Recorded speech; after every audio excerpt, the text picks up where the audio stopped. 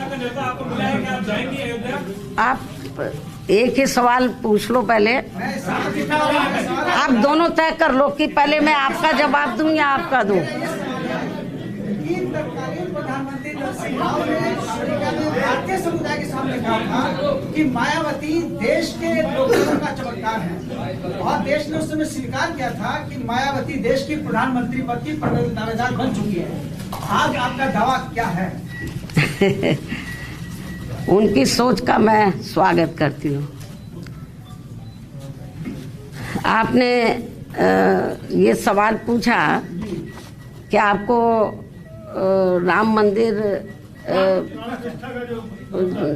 मंदिर से निर्माण से संबंधित जो कंप्लीट लगभग होने के लिए जा रहा है, उससे संबंधित जो प्रोग्राम इस महीने 22 जनवरी को होने के लिए जा रहा है, तो उसके संबंध में आपने ये सवाल पूछा है कि क्या आपको इसका निमंत्रण मिला है, यही आपका सवाल है।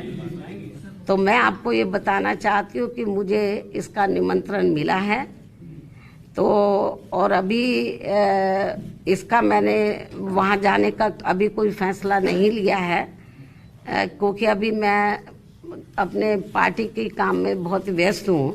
लेकिन अयोध्या में 22 जनवरी को राम मंदिर को लेकर जो भी कार्यक्रम होने के लिए जा रहा है, उसका हमारी पार्टी को कोई भी ऐतराज़ नहीं है, उसका हम स्वागत करते हैं। और आगे चलकर जब बाबरी मस्जिद को भी लेकर ऐसा कोई प्रोग्राम होता है, तो फिर उसको भी लेकर हमारी पार्टी को कोई भी ऐतराज़ नहीं होगा, उसका भी हम स्वागत करेंगे। क्योंकि आप लोगों को मालूम है कि हमारी पार्टी धर्मनिरपेक्ष पार्टी है और सभी धर्मों का हमारी पार्टी एक बराबर उनका सम्मान करती है। तो चाहे हिंदुओं का मामला हो या सिखों का हो, बुद्धिस्टों का हो, मुस्लिम समाज का हो या अन्य मजहब को मानने वाले लोगों का हो, तो उनका कोई भी कार्यक्रम होता है या वो कोई भी ऐसा कोई फैसला लेते हैं, तो जो मानवता इंसानियत के लिए है, तो मेरे ख्याल कभी हमारी पार्टी ने उसका विरोध नहीं किया है।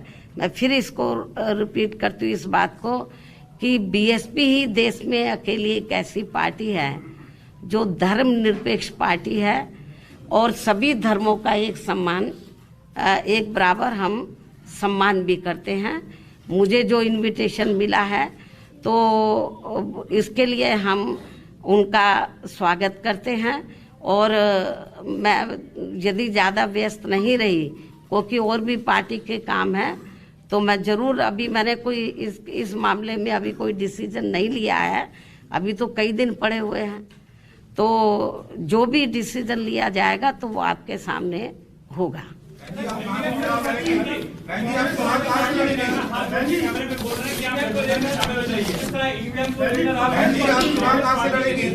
हाथ जोड़ के बोल रहे हैं कि आप गठबंधन में शामिल हो जाइए, क्या कांग्रेस पार्टी ने आपको औपचारिक कुछ निमंत्रण दिया है कि आप शामिल होइए प्लीज? नहीं, क्या कहना चाहते हैं हम? कांग्रेस पार्टी के जो नेता है, पूर्व नेता है, मौजूदा नेता है, वो सब कैमरे के सामने हाथ जोड़ के बोल रहे हैं कि बहन जी आप हमारे गठबंधन में शामिल हो जाइए। तो क्या कोई औपचारिक बातचीत हुई आपसे?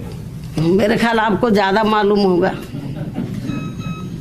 अच्छा बहन जी, आप चुनाव कहां से लड़ेंगे? आप हमेशा, अभी इलेक्शन अनाउंस नहीं हुआ है। आप हमेशा आपका रुख रहता है, इसको लेकर सड़कों पे कब उतरेंगे, कब तक इसका विरोध दर्ज करेंगे?